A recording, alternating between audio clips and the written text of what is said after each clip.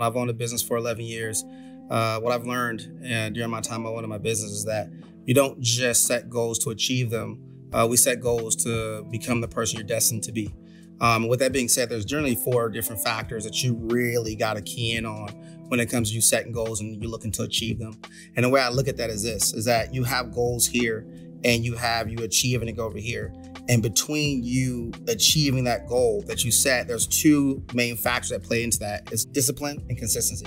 You got to have discipline, right? That got to be there. And then obviously you got to be consistent. If you can do those things, you can allow you to hit those goals. Now let's get into some of these points I have for you. I got 4 points for you.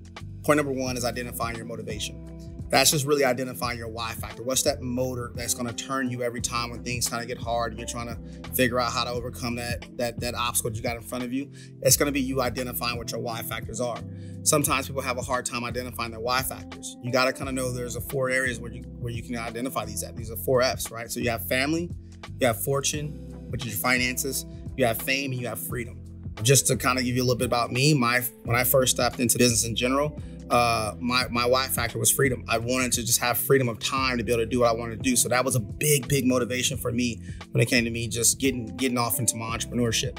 Once you identify one of those 4 to be your why factor, that's going to help you be able to achieve some of those goals, because those things become bigger than whatever obstacles in your way.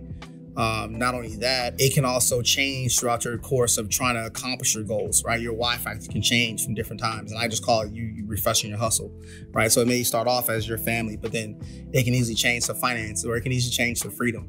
So that's one key point. Point number 2 is you got to identify who can help you, right? So we're talking about you hitting goals, right? And sometimes you can have all these big goals for yourself, but you need a support system, right? Because nothing great is done alone.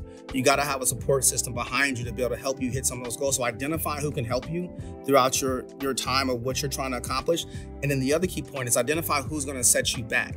Because sometimes we don't look at those things. We got to look at who's going to set us back and who's going to push us forward. Once you identify those things kind of help propel you to where you want to get to. That's point number 2. Point number 3 is reverse engineering those goals, right? So what do I mean by that is just knowing that, okay, hey, this is my end goal. This is where I want to end up at this time frame, and make sure the goal is measurable.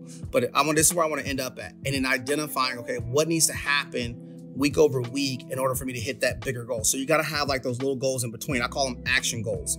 You have these little small goals in between that's going to lead you hitting that big goal. You hit your action goals, leads you up to your big goal. Then you reverse engineer to know where you want to be at, and obviously you hit the bigger goal at that point. Point number 4 is you got to cook, right? So you got to let it cook. And what I mean by letting it cook is get started. People procrastinate a lot of times, and you procrastinate never let you hit those goals, right? The hardest thing people can do is get started. Now, you just already thinking about this and watching this video, you've already made a decision that you want to get started. And there's nothing more powerful than a made-up mind. Since you've already got your mind made up of what you want to do, now it's just time for you to cook and go to work and get the job done.